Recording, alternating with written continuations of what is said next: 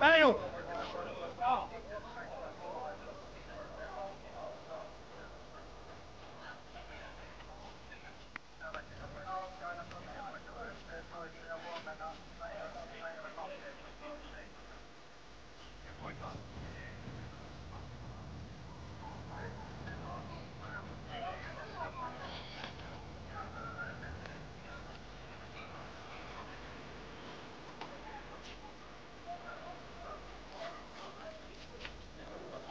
Matti, et tarvii enää.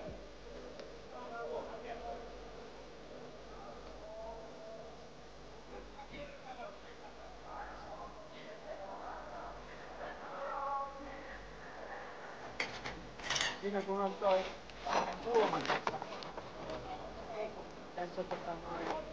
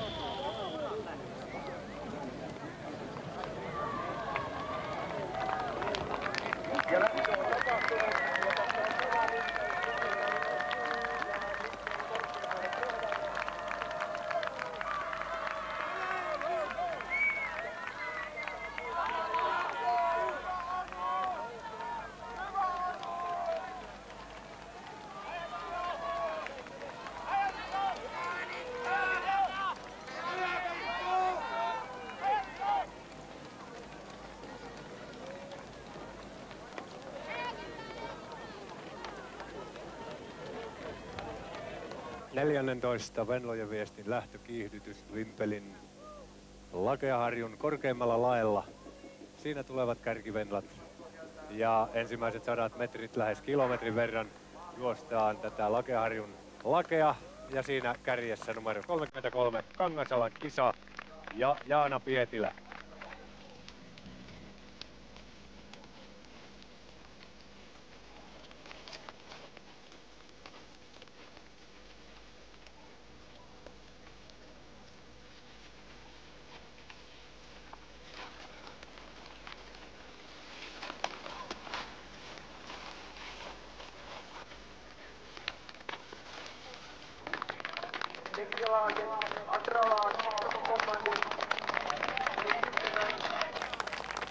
Tässä tulevat Venlojen avausosuuden kärkijoukkueet.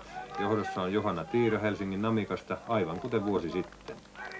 Toisena on Marja-Liisa Porttiin Rastihaukoista Helsingistä. Viimeiseltä rastilta on todella raju nousu ylös laskettelurinnettä.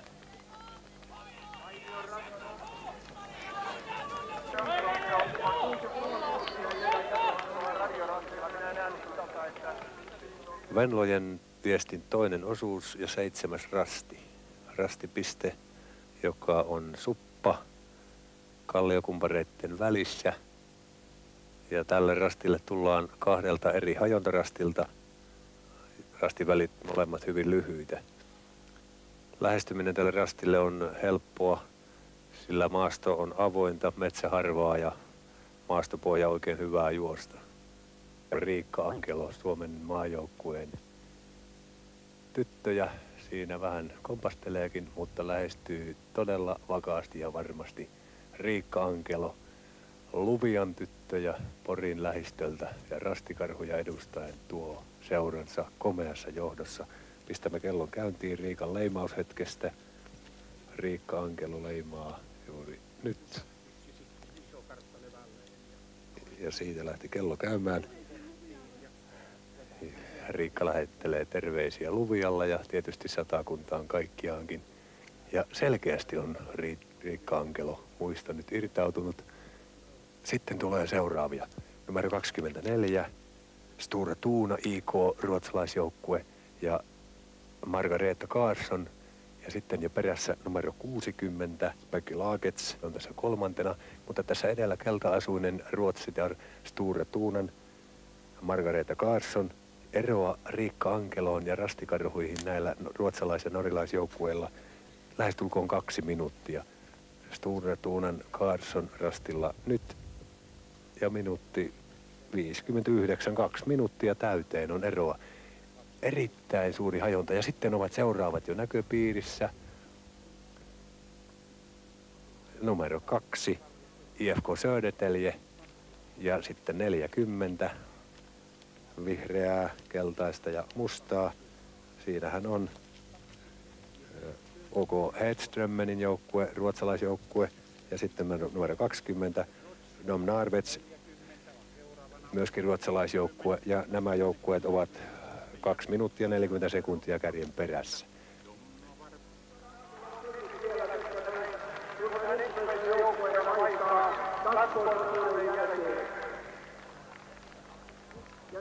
Toiselta osuudelta ensimmäisenä vaihtoi rastikarhut, toisena IFK Södertälje. Joo, en mä joutunut hakemaan yhtään, mutta tossu ei oikein noussut, että kaatuilin ja tein vaikka mitä tuossa loppumatkalla, että ei tontunut. Missä vaiheessa saat kiinni nämä edellä lähteneet 3 joukkuetta?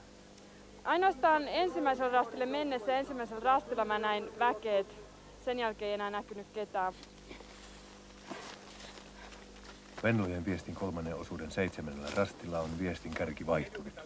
Södertäljen Arja Hannus, maailmanmestari kesä- ja hiihtosuunnistuksesta, on ohittanut rastikarhut ja Anne Nurmen.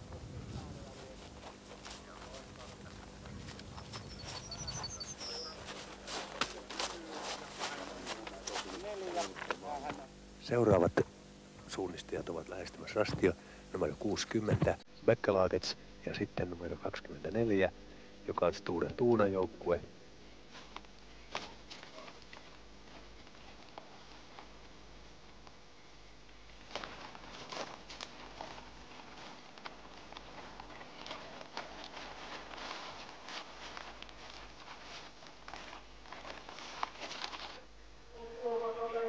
Ari Hannus piti Södertäljen sinivalkoiset keulassa osuuden loppuun asti.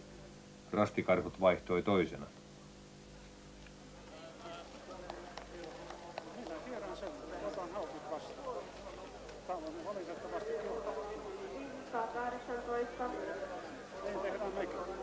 Ja niin on Venlojen viestin ankkuriosuuden kärki lähestymässä 10. rastia ja porilainen rastikarhut on siinä johdossa.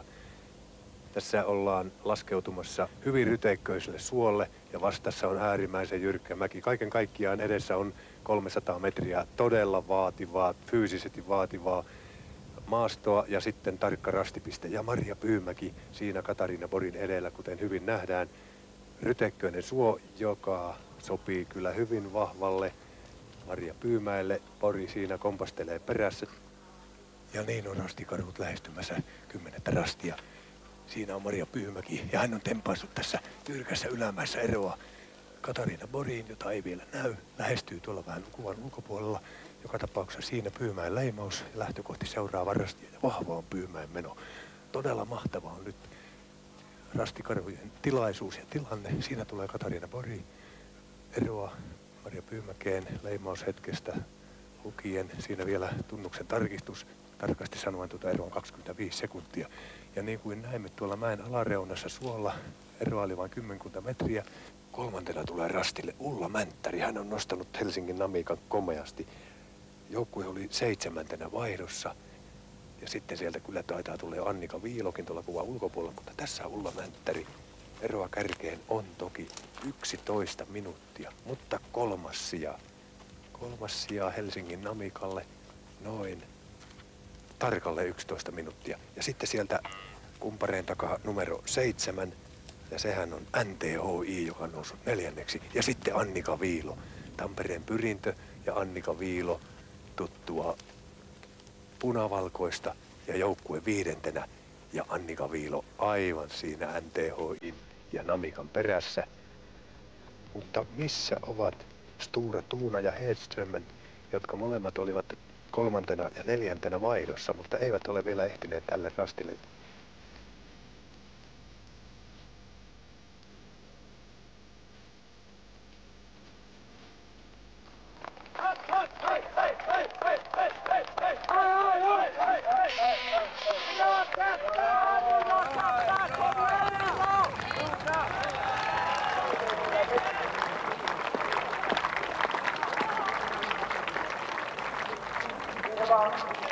TV on häntä Katariina Boristain eroa 1,5 minuuttia, 1,5 minut.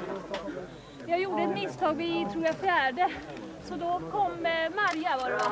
Mycket som var efter mig. Hon var 5 samtidigt. Till 4 sprang jag igen vid beståndsgränsen och vid hörnan då sprang jag rakt in. Sen så satt det lite folk där vid kontrollen så jag blev lite stressad, vilket jag inte borde ha blivit då. Och gick ut fel från kontrollen och kom ner i sumpskogen och läste det här området som att det var det här gröna. Så jag gjorde ett parallellfel då och gick upp på höjden. Och när jag kom ner på hygget så såg jag var jag var någonstans och gick in till kontrollen. Och då kom Marja Pymike ifatt mig. Sitten mentiin aika yhdessä 6-rastille, 7-rastillekin mentiin yhdessä. Koukattiin vasemmalta, laskeuduttiin liian alas, mutta löydettiin kyllä rastille ihan sujuvasti. 7. rastilta Marja ja Kata suunnistivat 8 kohti peräkkäin. 9. rasti oli hajonta ja 10. jälleen yhteinen. 11. rastilla Marja Pyymäki oli lähes puolen minuutin johdossa ja Katariina Bori säntäsi Marjan perään.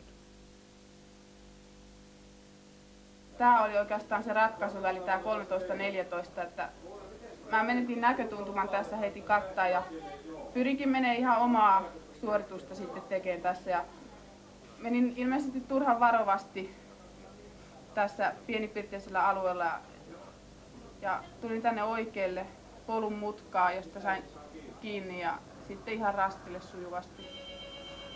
Jag skulle ha sprungit mot det här förbjudna området och tagit stigen ner till kontrollen. Men nu sprang jag rakt ner här och tyckte att jag läste vart jag var någonstans och kom ner i det blöta. Kunde du läsa det här området? Ja, jag vet inte.